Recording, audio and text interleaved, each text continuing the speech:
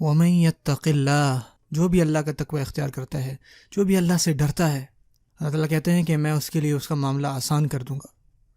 آپ کو مالی مصیبتیں ہیں، قال اللہ تعالی وَمَن يَتَّقِ اللَّهَ يَجْعَل لَّهُ مَخْرَجًا وَيَرْزُقْهُ مِنْ حَيْثُ لَا يَحْتَسِبُ۔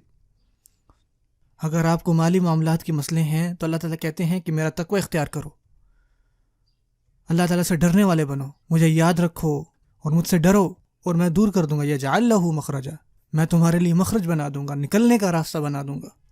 آپ سوچیں کہ آپ ایسے کمرے میں بند ہیں جس کے چاروں طرف چار دیواری ہے اور اس کا دروازہ کہیں پہ بھی آپ کو نظر نہیں آ رہا، آپ کو کوئی بھی راستہ جو ہے باہر کا نظر نہیں آ رہا۔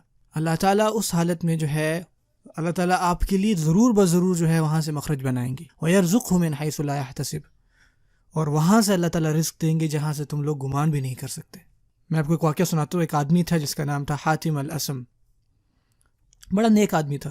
ایک دفعہ اس نے اپنے اہل و عیال سے کہا کہ میں حج پہ جانا چاہتا ہوں، تو اس نے کہا کہ سنیں کہ میں سوچ رہا ہوں کہ اس سال میں حج پہ جاؤں، اور حج ان دنوں میں ایک بہت لمبا سفر ہوتا تھا۔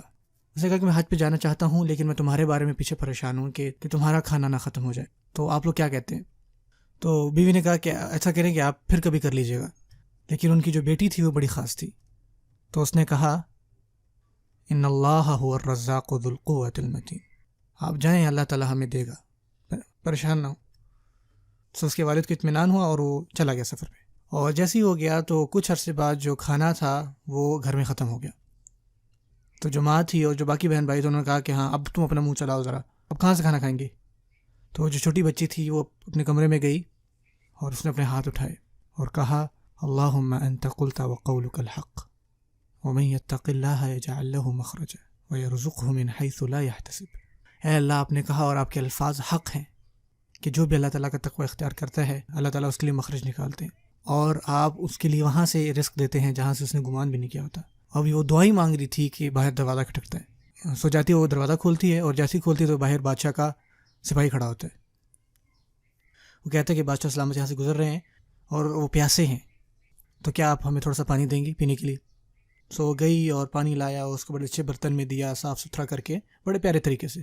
تو وہ جو سپاہی تھا اس نے پانی لیا اور جا کے بادشاہ کے سامنے پیش کیا، اور جب اس نے وہ پیا نا تو اس کو بڑا اچھا محسوس ہوا، اور آپ یہ بھی کہہ سکتے ہیں کہ اللہ تعالیٰ نے اس حاکم کے دل میں وہ نرمی پیدا کر دی۔ تو جب اس نے پیا تو اس نے پوچھا کہ یہ پانی آپ کہاں سے لائے، آپ کو کدھر سے یہ پانی ملے؟ تو انہوں نے کہا کہ حاتم کے گھر سے۔ انہوں نے کہا کہ وہ مشہور حاتم؟ تو انہوں نے کہا کہ ہم چل کے جا کے اس سے ملتے ہیں۔ انہوں نے کہا کہ نہیں، وہ دراصل جو ہے وہ حج پہ گیا ہوا ہے۔ تو پھر انہوں نے کہا کہ یہ تو پھر ہمارا حق بنتا ہے کہ ہم اس کے خاندان کا خیال رکھیں۔ اور پرانے وقت میں آپ کو پتہ ہے کہ چھوٹی چھوٹی تھیلیاں ہوتی جس کے اندر سکے ہوتے تھے، تو جب وہ ان کے گھر کے پاس پہنچے تو انہوں نے اس کے دروازے کے اوپر وہ تھیلی رکھ دی، اور اللہ تعالیٰ کی منشت تھی کہ اور زیادہ ہو۔ تو اس آدمی نے اپنے لوگوں کی طرف دیکھا اور کہا کہ جو مجھ سے محبت کرتا ہے وہ وہی کرے جو میں نے کیا ہے۔ تو جتنے بھی لوگ تھے انہوں نے اپنی تھیلیاں نکالیں اور وہ تھیلیاں جو ہیں ان کے دروازے کے اوپر رکھ دی، اور تھوڑی دیر میں وہاں پہ ڈھیر لگ گیا تھیلیوں کا۔ وہ چھوٹی بچی تھی اور انہیں لگ دی، اور جماعت اس نے کہا کہ بھائی تم خیریت ہے؟ ہم غریب تھے، مر رہے تھے بھوک سے، تم اس ٹائم خوش تھی، اور جب پیسہ آ گیا تو تم رو رہی ہو۔ تو اس نے کہا کہ ایک لمحے کے لیے ایک انسان نے ہماری طرف رحم کی نظر سے دیکھا، اور اب دیکھیں کہ ہمارے ساتھ کیا ہوا، اور اب یہ سوچیں کہ وہ ذو العرش المجید جب وہ ہماری طرف رحمت سے دیکھے کیا ہوگا اس وقت۔ اللہ